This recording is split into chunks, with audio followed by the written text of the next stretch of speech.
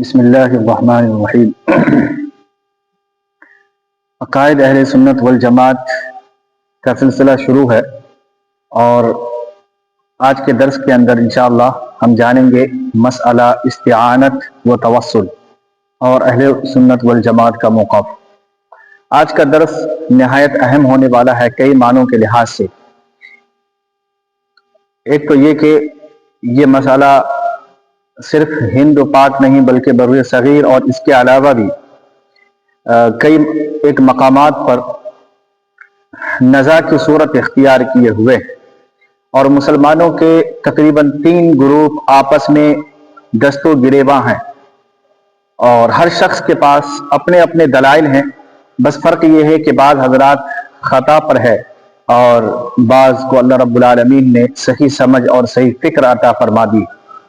استعانت اور توسل کا مطلب یہ ہے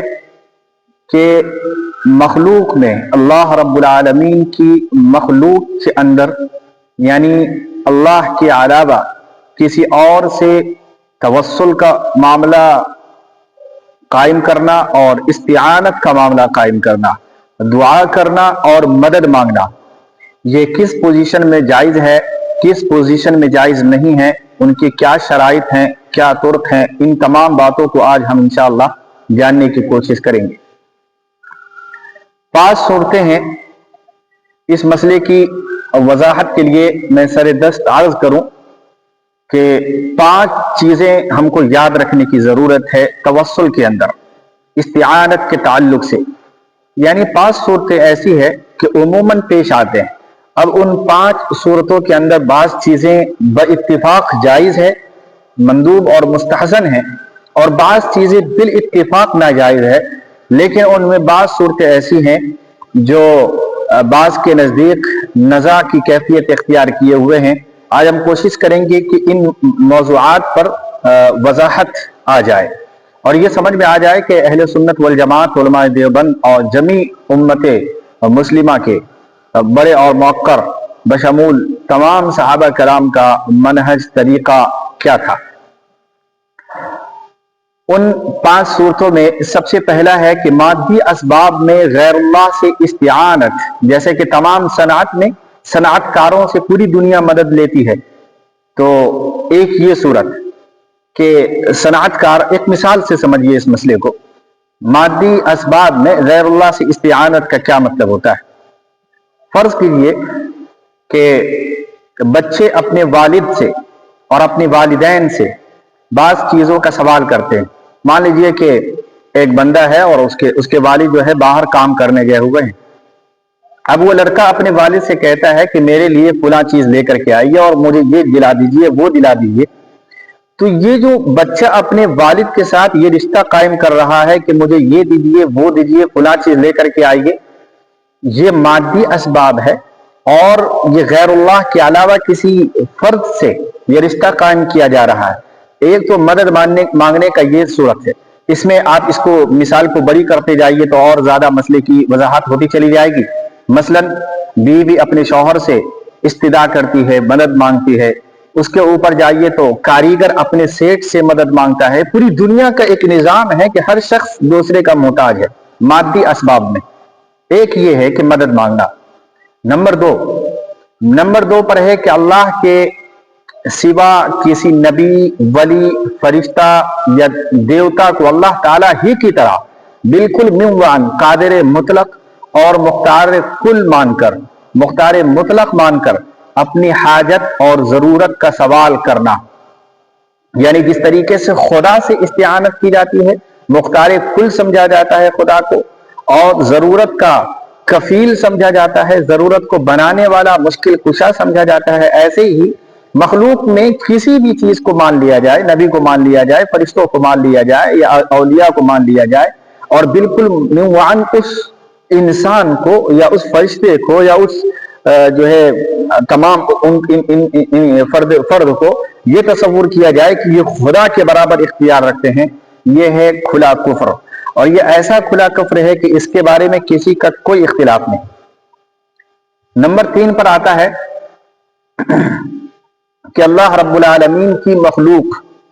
جو میں نے ذکر کیا، مثلا فرشتے ہونا یا نبی ہو یا ولی ہو یا اللہ والے ہوں یا یہ کہ دیوتا وغیرہ ہو، تو ان کے متعلق یہ عقیدہ رکھنا کہ یہ جو شخصیت ہیں اور یہ جو افراد ہیں، تو اللہ رب العالمین نے اپنی حاجت روائی میں، اپنی مشکل کشائی میں، اپنی قادر مطلق کے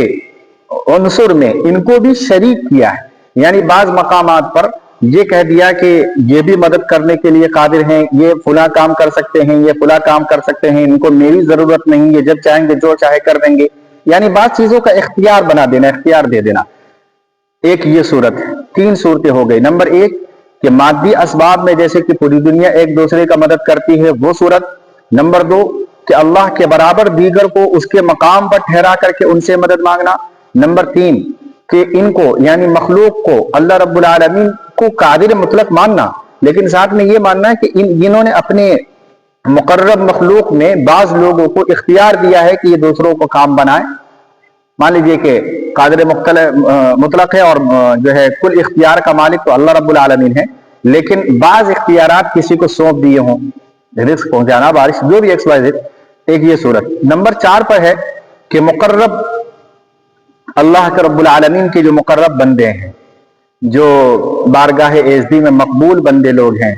ان سے دعا کی درخواست کرانا، یعنی ولی ہیں، نبی ہیں، پیغمبر ہیں، اولیاء ہیں، نیک صالح متقی لوگ ہیں، ان کو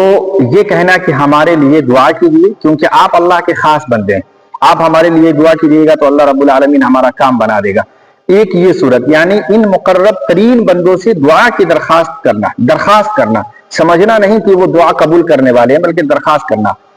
اور یہ 4 صورتیں ہو گئے۔ نمبر 5 پر ایک صورت ہے کہ اللہ رب العالمین کی جو اسماء حسنہ ہے، اللہ رب العالمین کی جو صفات ہے، اور اسی طریقے سے ملائکہ، اولیاء، شہداء، نبیین اور جو ہے صدیقین، اور اس طریقے سے اللہ کے تمام مقرر بندوں سے توسل قائم کرنا، یعنی ان کے واسطے سے دعا کرنا، خود دعا کرنا، صرف ان کو بیچ میں واسطہ کے طور پہ رکھنا کہ اللہ رب العالمین فلاں نبی کے صدقے میں، انبیاء کے صدقے میں، اولیاء کے صدقے میں میری دعا کو قبول فرما اور مجھے یہ چیزیں عنایت فرما۔ یہ 5 صورت ہیں استعانت کی۔ اس کو اور ایک بار اور مسئلے کو سمجھ لیجئے۔ نمبر 1 مادی صورت میں مدد مانگنا، یعنی جیسے پوری دنیا ایک دوسرے کی تعاون اور مدد کرتی ہے،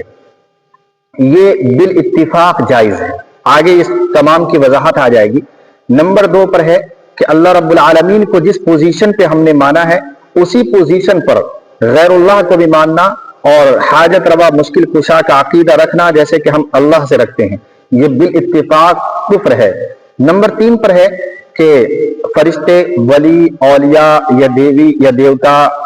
دنیا میں چونکہ مسلمان ہی اس دنیا پہ دھرتی پر نہیں ہے، اور بھی لوگ ہیں، تو ان کے اعتبار سے یہ تصور کرنا کہ خالق، مالک، مختار نے ان لوگوں کو کچھ چیزیں دے دی ہے، یعنی اختیار دے دیے ہیں، یہ اپنے من کی مرضی چلا سکتے ہیں، یہ عقیدہ۔ نمبر 4 پر ہے کہ ان مقرب ترین لوگوں سے دعا کی درخواست کرنا، اور نمبر 5 پر ہے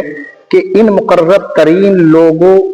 کو بیچ میں رکھ کر کے اپنی دعا کو قائم کرنا، یعنی ان کی استعانت سے، ان کی توسل سے اللہ سے مدد مانگنا، اور یہ کہنا کہ ان کے صدقے طفیل میں ہماری دعا کو قبول فرما۔ یہ 5 صورتحال ہیں۔ اس میں اب یہ ہے کہ ان میں 5 میں سے کون جائز ہے، کون سی صورت ناجائز ہے، اس کو سمجھ لیتے ہیں۔ شروع کی 2 صورت، یعنی مادی اسباب میں پوری دنیا ایک دوسرے سے مدد مانگتی ہے وہ، اور غیر اللہ سے مدد مانگنا، بالاتفاق اس میں دونوں صورتیں کسی کے نزدیک کوئی اختلاف نہیں ہے۔ پہلی صورت جائز ہے اور دوسری صورت ناجائز ہے، کفر ہے۔ یعنی جو دنیا ایک دوسرے سے مدد اور تعاون کر رہی ہے، میں نے مثال دے کر کے اس مسئلے کی وضاحت کی، وہ تو بالاتفاق شریعت میں مندوب مستحسن ہے، کوئی کسی کا کوئی اختلاف نہیں۔ البتہ دوسری صورت جو ہے وہ بالاتفاق کفر کی ہے، کفر کی، یعنی خدا کے بالمقابل میں کسی انسان یا کسی بھی شے کو رکھ دیا جائے اور ان سے استعانت کی درخواست کی جائے اور ان سے مدد مانگی جائے تو بالاتفاق کفر ہے۔ اب بچتی ہے 3، 4 اور 5، یہ 3 نیچے کی جو شقیں ہیں، اس کی وضاحت ضروری ہے، پورا مسئلہ اسی پر قائم ہے۔ شروع کی دو میں کوئی اختلاف نہیں، آخر کے تین میں اختلاف ہے۔ مسلمانوں کی ایک بہت بڑی جماعت، خصوصاً بر صغیر کی نقشہ آپ ذہن میں رکھیں کہ میں بر صغیر کی بات کر رہا ہوں۔ بر صغیر میں مسلمانوں کی بہت بڑی تعداد ایسی ہے جو بالاتفاق تینوں صورتوں کو جائز سمجھتے ہیں، جس سے میری مراد بریلوی حضرات اور سنی حضرات ہیں۔ یعنی یہ لوگ مانتے ہیں کہ اللہ رب العالمین نے بعض اختیارات نبیوں کو کلی اختیارات سونپ دیے ہیں، اور اسی طریقے سے وہ دعا کے تو قائل ہیں اور توسل کے قائل ہی ہیں، دعا کرانے کی بھی قائل ہیں۔ تو یہ تینوں صورتوں کو وہ جائز کہتے ہیں۔ اور اسی طریقے سے ہندوستان میں ایک بہت بڑی آبادی مسلمانوں کی ایسی بھی ہے جو تینوں کو بالاتفاق ناجائز کہتی ہیں، شرک کہتی ہے یہ تینوں صورتیں۔ یعنی ان کے نزدیک نہ تو ان سے مدد مانگا جا سکتا ہے، نہ تو ان کے وسیلے سے اللہ سے مدد مانگی جا سکتی ہے، اور نہ ہی جو پہلی تیسرے نمبر کی صورت ہے کہ اللہ نے ان کو بعض اختیارات سونپ دیے ہیں، تو یہ تینوں صورتوں کو ناجائز کہتی ہیں۔ تو پہلی مسلمانوں کا ایک طبقہ تینوں کو جائز قرار دے رہی ہے، اور دوسرا مسلمانوں کا طبقہ تینوں کو شرک کہتی ہے۔ اللہ خیر کا معاملہ کرے علماء دیوبند پر، اہل سنت والجماعت پر، اللہ کروڑوں رحمت نازل فرمائے کہ انہوں نے بڑے غور و فکر کے ساتھ تدبر اور شریعت کے اندر غوطہ زنی کرنے کے بعد جو مسئلہ اپنایا اور امت کو بتایا اور راہ خدا پر لگایا، وہ بہت جو ہے کام کا ہے، اور اللہ رب العالمین ان کے صدقے طفیل میں اللہ ہماری عبادتوں کو قبول فرمائے کہ انہوں نے جو افراط اور تفریط سے کام نہیں لیا، جیسے کہ مسلمانوں کی بعض جماعت، ایک جماعت میں نے ذکر کیا کہ وہ تینوں کو جائز کہتی ہے، اور ایک جماعت جو سلفی حضرات کہہ لیں یا اہل حدیث حضرات کہہ لیں، ہمارے بھائی ہیں، اسی طریقے سے یہ جو پورا طبقہ ہے یہ تینوں کو سرے سے شرک قرار دیتے ہیں۔ لیکن علماء دیوبند اس کے اندر فرق کرتے ہیں، نہ افراد سے کام لیتے ہیں اور نہ ہی تفرید سے کام لیتے ہیں، بلکہ علماء دیوبند اہل سنت والجماعت کا ایک خاص نظریہ اس سلسلے میں یہ ہے کہ تیسرے نمبر والا جو شرک ہے، یعنی اللہ نے اپنے محبوب ترین بندوں کو بعض اختیارات سونپ دیے ہیں، علماء دیوبند اس کو شرک قرار دیتی ہے۔ یعنی یہ شرک، یہ جو استعانت کا یہ جو درجہ امت نے اختیار کر رکھے ہیں، یہ بالکل بالاتفاق علماء دیوبند اور اہل سنت والجماعت کے نزدیک شرک ہے۔ اللہ رب العالمین نے کسی بھی انسان کو اختیارات نہیں سونپے۔ جہاں تک معجزات کا سوال ہے انبیاء کے ساتھ، تو معجزات ان کے ہاتھ پر صدور ہوتا ہے، کرنے والی ذات خدا کی ہوتی ہے، اور وہ معجزات کا ایسا مسئلہ نہیں ہے کہ انبیاء جب چاہیں وہ معجزات دکھاتے رہیں۔ مثال کے طور پر حضرت موسیٰ علیہ السلام کو معجزہ دیا گیا تھا کہ لاٹھی کو رکھتے تھے تو سانپ بن جاتا تھا۔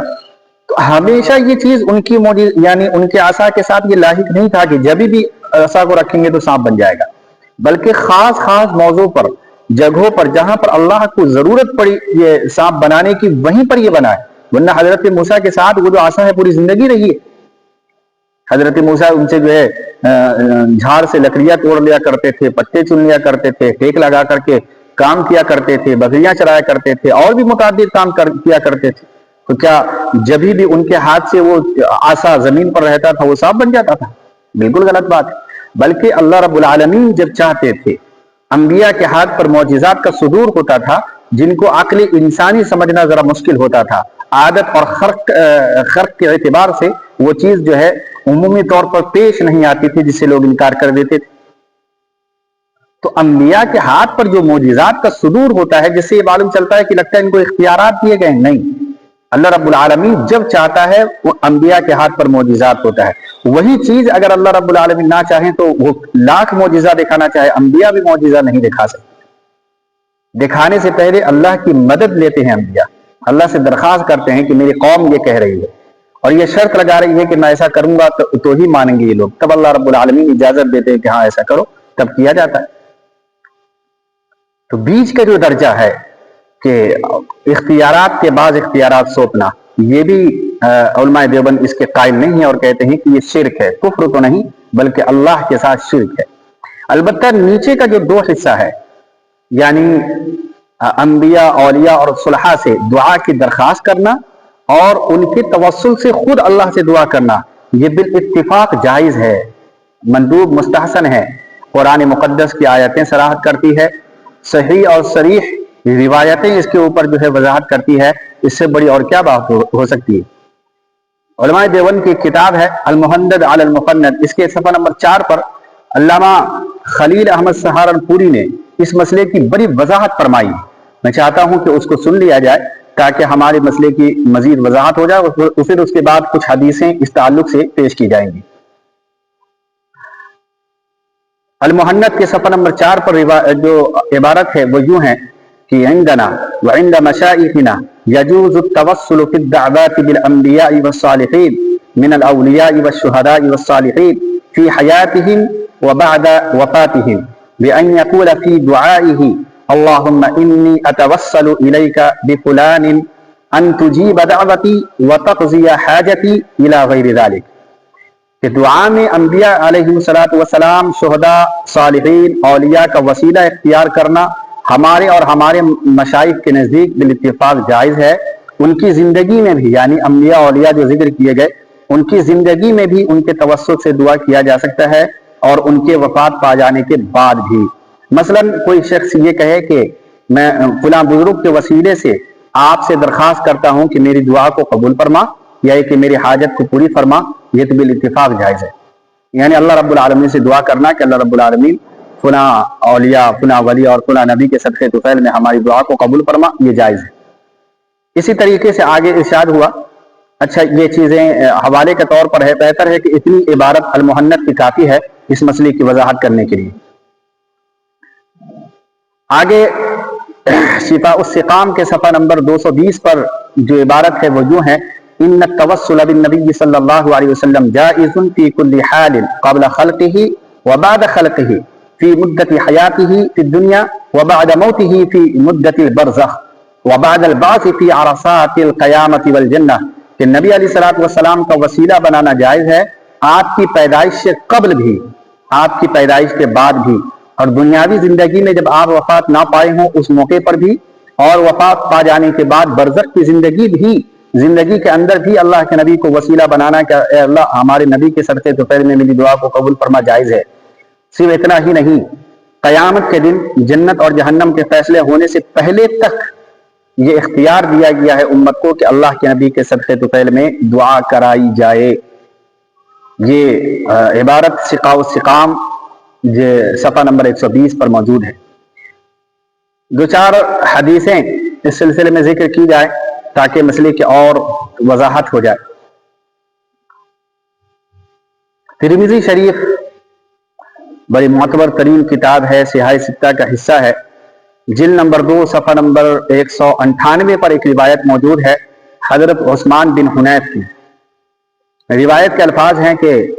عن عثمان بن حنیف قال رضی اللہ عنہ قال ان رجلا زریر البصر اتى النبي صلی اللہ علیہ وسلم فقال ادعو اللہ ان يعافيني فقال ان شئت دعوت وان شئت صبرت فهو خير لك قال فادعوه قال فأمره ان يتوضأ فيحسن وضوءه ودعو بهذا الدعاء اللهم اني اسألك وأتوجه إليك بنبيك محمد النبي الرحمة إني توجهت بك إلى ربي في حاجتي هذه لتقضي لي اللهم فشفعه في، کہ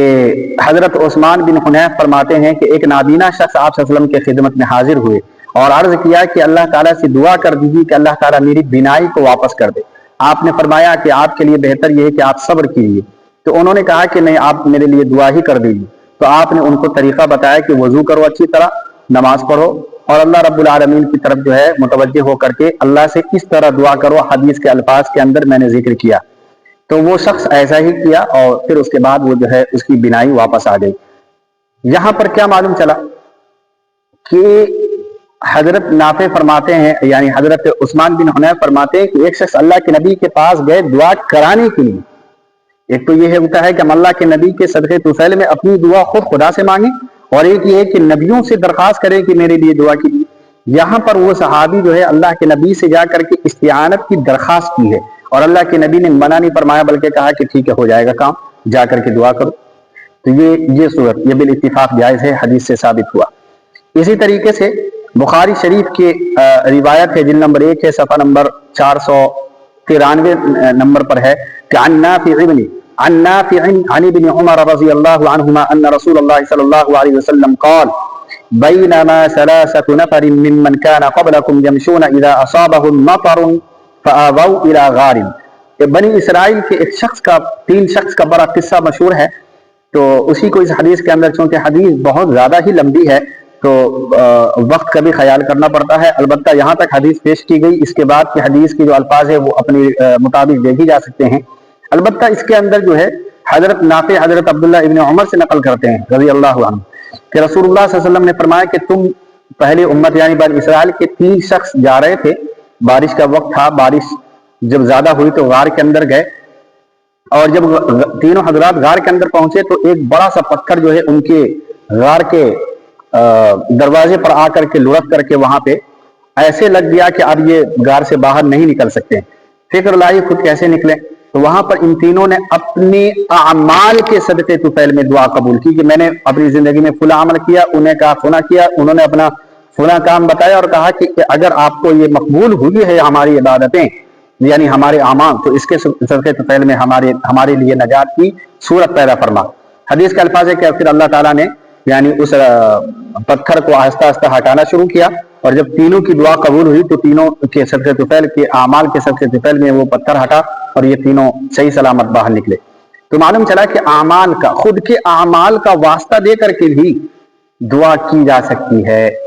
اسی طریقے سے حضرت عثمان بن حنیف کی ایک اور روایت ہے کہ حضرت عثمان غنی رضی اللہ تعالیٰ کے دور خلافت میں ایک شخص حاضر ہوا اور کہنے لگا کہ آپ جو ہے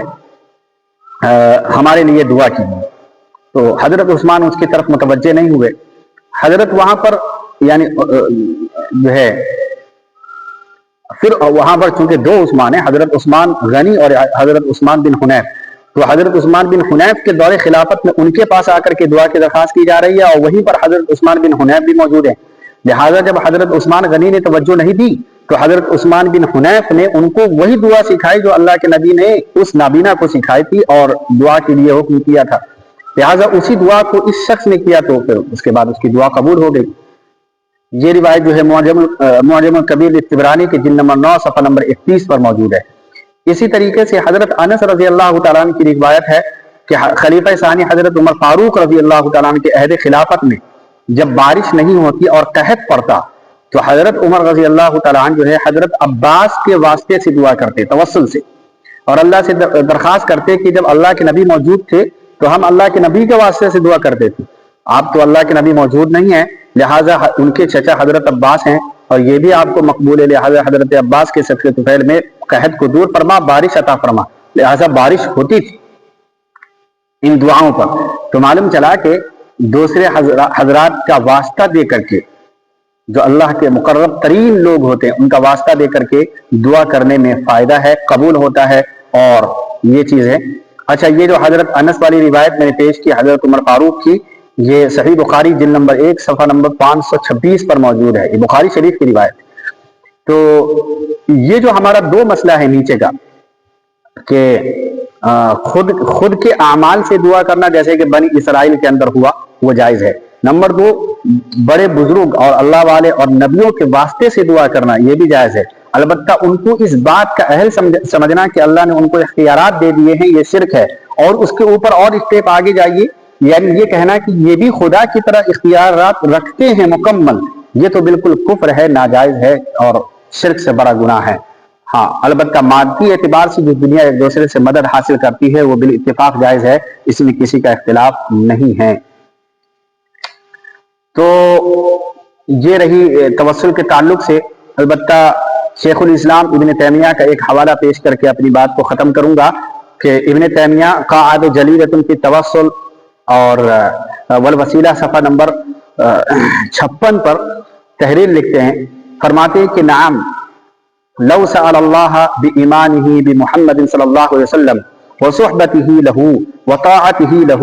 واتباعہ لہ لكان قد سأله بسبب عظيم يقتضي إجابة الدعاء بل هذا أعظم الأسباب والوسائل۔ کہ ہاں اگر حضور صلی اللہ علیہ وسلم پر ایمان لانے، آپ کی صحبت و معیت، آپ کی اطاعت و فرمانبرداری اور آپ کی اتباع و پیروی کے وسیلے سے اللہ تعالیٰ سے کوئی سوال کرے تو عظیم الشان عبادت ہے، اور وہ دعا کا قبولیت کا تقاضا کرتا ہے۔ تو ابن تیمیہ کو ہر شخص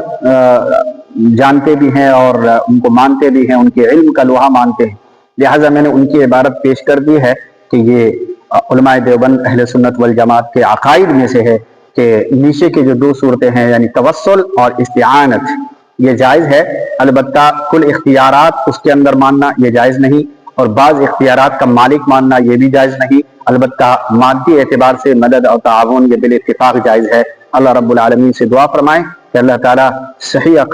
عقیدے اور صحیح منہج اور مشرب پر قائم رہنے کی توفیق عطا فرمائے۔ وآخر دعوانا الحمد للہ رب العالمین۔